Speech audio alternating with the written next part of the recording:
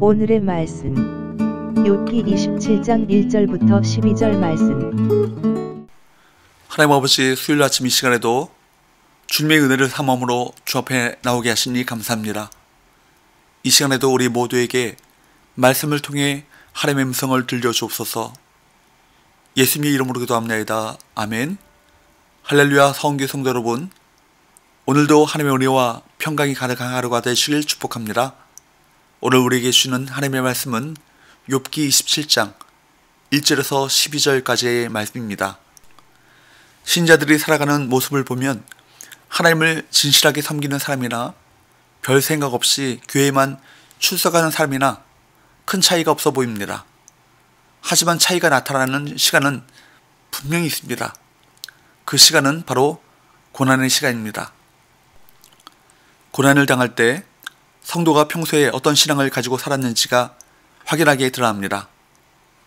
욥은 친구들에게 대놓고 싫은 말을 합니다. 1절, 욥이 또 풍자에 이르되 풍자하여 그들에게 대답하겠다고 선언합니다. 개역성경이 풍자여라고 번역한 히브리어 마샬은 대화, 비유, 잠언 등으로 폭넓게 번역이 가능합니다. 맹세하여 또는 다짐하여 라는 번역이 더 나을 듯 합니다. 2절, 나의 정당함을 물리치신 하나님, 나의 영혼을 괴롭게 하신 전능자의 사심을 두고 맹세하노니. 2절만 보면 그가 하나님께 항의하는 것처럼 보이지만 실상은 잘 알지도 못하면서 하나님의 부분적인 모습만 강요하는 친구들을 비꼬는 말입니다. 하나님은 친구들의 말대로 인자하고 의로우신 분이시지만 욥이 맞닥뜨린 현실에서는 분명 또 다른 분이셨습니다. 우리는 삶의 어느 시점에서 설명할 수 없고 그동안 알지 못했던 하나님의 모습을 마주하고는 합니다. 하지만 분명한 것은 그때의 하나님도 우리가 사랑하고 섬기는 하나님, 참 좋으신 아빠 하나님이라는 사실입니다. 3절, 나의 호흡이 아직 내 속에 완전히 있고 하나님의 숨결이 아직도 내 코에 있느니라. 욥은 하나님께서 자신의 정당함을 물리치시고 자신을 괴롭게 하셨다고 하면서도 하나님의 살아계심을 두고 맹세하고 하나님의 숨결이 자기 코에 있다고 고백합니다. 그러면서 욥은 뭐라고 말합니까? 4절에서 6절, 결코 내 입술이 불의를 말하지 아니하며 내 혀가 거짓을 말하지 아니하리라. 나는 결코 너희를 옳다 하지 아니하겠고 내가 죽기 전에는 나의 온전함을 버리지 아니할 것이라. 내가 내 공의를 굳게 잡고 놓지 아니하리니 내 마음이 내 생애를 비웃지 아니하리라. 욥은 자신의 말에 어떤 악이나 불의가 없다고 확신합니다. 그리고 지금까지 온전함을 추구했던 태도를 여전히 포기하지 않고 계속 지켜나가겠다고 다짐합니다. 극심한 환난과 고통, 그리고 친구들의 조롱과 괴롭힘에도 불구하고 욥은 자신의 마음과 행동을 바꾸지 않았습니다. 하지만 안타깝게도 우리는 주변에 너무 쉽게 영향을 받고 부정적으로 반응하며 변합니다. 조금만 힘들고 어려워지면 원망하거나 변명할 대상을 찾습니다. 물론 힘든 시기를 지날 때는 누군가를 원망하고 자신을 변명할 수 있습니다. 그러나 진실한 말과 온전한 태도를 지키겠다는 다짐이 없으면 원망하고 불평하는 태도를 고수한다면 그 마음에 하나님의 선하심과 지혜가 머물기는 어려울 것입니다.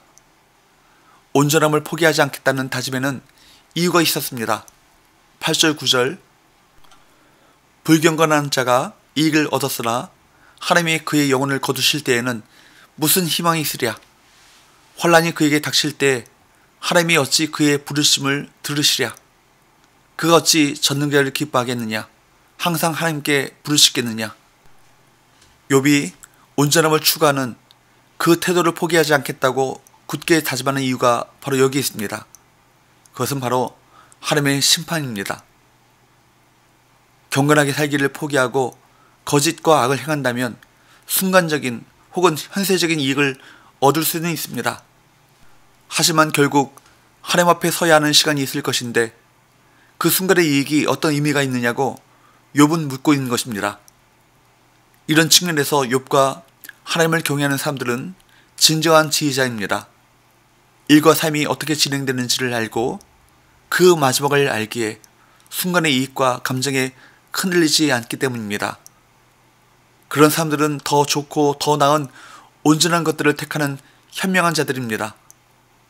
하나님의 사람들, 믿음의 사람들은 더 나은 것을 바라는 지혜자들인 것입니다. 마지막으로 욥은 친구들에게 한탄합니다. 11절 12절 하나님의 솜씨를 내가 너희에게 가르칠 것이요 전능자에게 있는 것을 내가 숨기지 아니하리라. 너희가 다 이것을 보았거늘 어찌하여 그토록 무익한 사람이 되었는고. 욥은 빌닷을 가리켰던 2인칭 단수, 즉 너에서 친구들 전체를 지칭하는 2인칭 복수 너희를 다시 사용하고 있습니다. 의롭게 살아온 자신이 고난당한 현실을 다 보았음에도 불구하고 너희들은 왜 잘못된 세계관만을 강요하는 무익한 자들이 되었느냐, 그렇게 말하고 있는 것이죠. 친구들이 이렇게 욥에게 일어난 결과를 직접 목격하고도 욥의 말을 듣지도 이해하려고도 하지 않는 것은 이들이 확신하는 신학적 사고 때문입니다. 이들이 관심 있는 것은 욥이 고난을 받은 이유나 과정이 아니라 결과입니다. 친구들은 철저히 자신들의 세계관에 따라 욥이 당한 결과를 보고 그 이유와 원인을 추론하고 있습니다. 분명히 죄를 지었다는 것입니다. 그리고 그 추론을 마치 직접 목격한 것처럼 확신합니다. 이러한 친구들의 신학적 독선으로 인해 욥은 친구들을 향해 진실을 왜곡하지 말고 선입견 없이 자신의 말을 들어보라고 말합니다. 자신의 주장이 설득력 있는 주장인지를 판단해달라고 요청하고 있는 것입니다.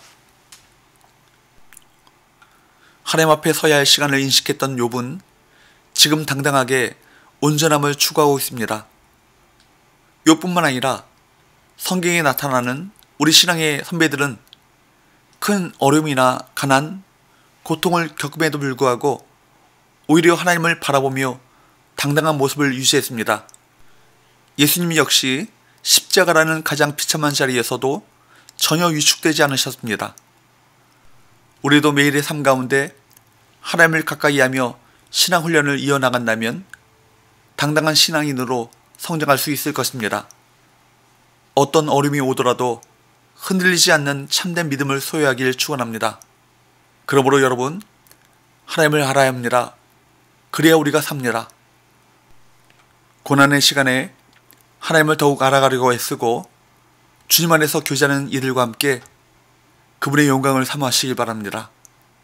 하나님을 깊이 한다는 것, 하나님과의 온전한 관계를 맺는다는 것은 단지 지식의 차이가 아닌 삶과 죽음의 차이를 불러오기 때문입니다.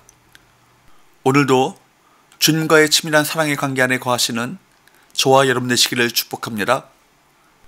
기도합시다. 하나님 아버지, 순간의 즐거움을 위해 영원한 영광을 포기하지 않게 하시고 고난의 때에도 마침내 승리케 하실 하나님을 바라보며 소망을 품게 하여 주옵소서.